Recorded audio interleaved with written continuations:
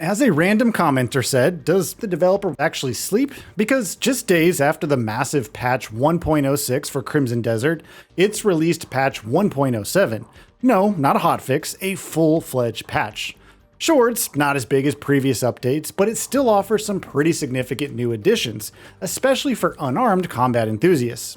So without further ado, let's go over 10 of the biggest changes, starting with more boss rematches.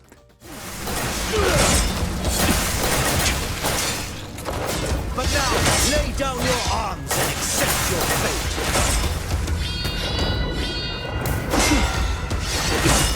If you've noticed a few opponents missing when boss rematches were added 2 weeks ago, then rejoice. 5 additional rematches are now available, bringing the total to 74. Like the rest, you can choose to fight them in their original state with Reminisce, or scale their difficulty to your level with Resonate. Now, we won't spoil all of them, but personally being able to take on a tougher version of Goyen, one of my favorite fights from the story, and throw hands with Muskin again is pretty nice. New unarmed skills for Damiane. Much like Unka, Damiane's unarmed combat prowess was underwhelming, and it was especially a shame considering how different her playstyle could be. With this update, she now has dedicated unarmed moves, from a 5-punch combo to drifting kick for dodging backwards while kicking an enemy, and turning kick for a rapid 3-kick combo. If that wasn't enough, there's Ascension, which can launch enemies into the air with a kick, and Cyclone for essentially performing a poison rana on an enemy after piercing light. There's plenty more to discover, especially when imbuing elements come into play, and all of this opens up many more new ways to wreak havoc as Damiane.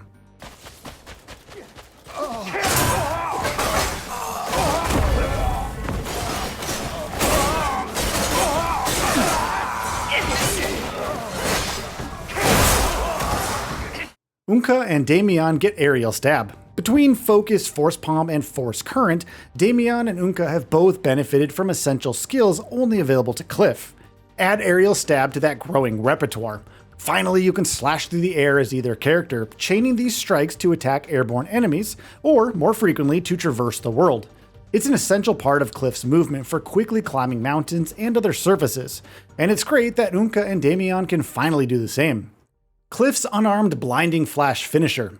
Now we come to one of the stranger additions to Cliff's moveset, even if it does make logical sense.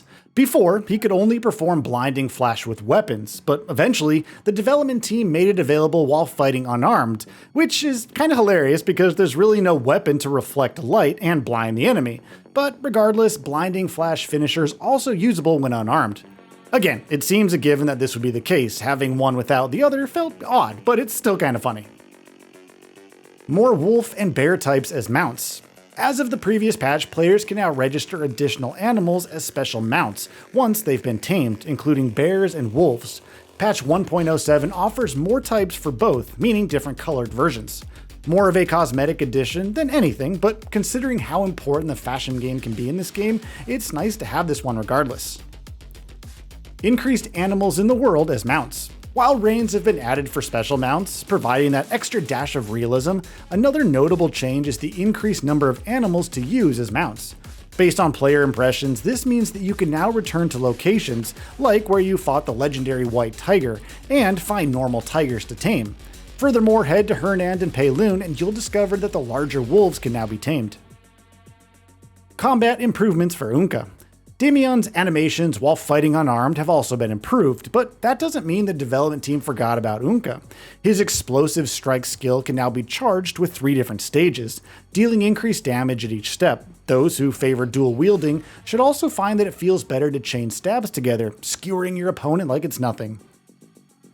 Hit them while they're down. All of the unarmed additions and improvements are great, but the style felt much less preferable to weapons simply because of the inability to hit enemies on the ground. Well, there's good news. Most attacks and skills that rely on your fists and feet will now hit enemies who are lying on the ground. No longer must you wait for them to just get up and receive the rest of their beatings like gentlemen, or carefully manage those juggles to maximize damage, though it still wouldn't hurt, of course. Again, the keyword is most attacks and skills, so experiment and find the best combos for you. Deferred Advance fix. This may not mean much to those who haven't gotten far into the story. How's the weather over there in Hernand? But I popped on seeing it finally addressed. Now, without delving into spoilers here, Chapter 12's mission, Deferred Advance, has Cliff summoning Blackstar to attack 3 special musket sites.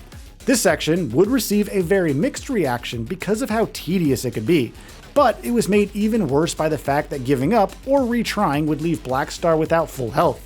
If you thus made another attempt, it would be even tougher. Well, patch 1.07 finally addresses this and makes this mission much more palatable. The many fixes. Of course, there are plenty of other fixes and improvements, ranging from the minor, floppy-eared bulldogs not being able to equip the Sigil of Valor for attacking enemies, to the somewhat annoying eating not being cancelled on easy and normal difficulty when unarmed, even if you try to do something else. The Eastern Witch's Fan, that nifty weapon that could generate a massive gust to blow enemies away, will no longer disappear if you perform material extraction. Salt Road Trading Post NPCs should look more normal, for lack of a better word, and those with AMD driver 26.5.1 should no longer see GPU crashes. And of course, this patch marks the continued efforts to improve localization across its many languages. All in all, I wouldn't be surprised if we see more patches like this one emerge, not because of the faster cadence or because they're quote-unquote easier.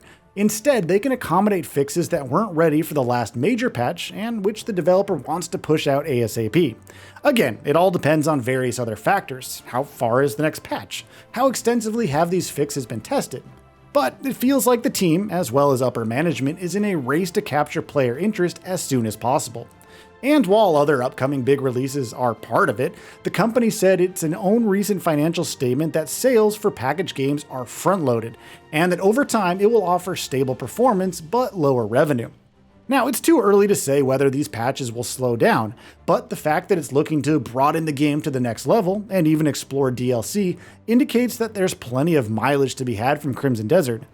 I mean, roughly $41 million revenue within 3 months isn't nothing. Where it could go is, of course, anyone's guess. That fluid approach to post-launch support is as mysterious as it is worth celebrating. For now, however, it's best to just enjoy the ride, appreciate the development team's many efforts, and ponder what they could add next. A cockroach to kill, aren't ya? Let's end it for real this time!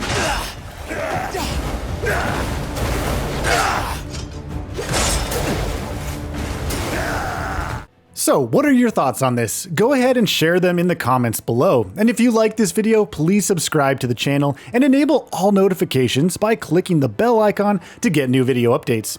We upload every day and would really appreciate your support. Thanks for watching.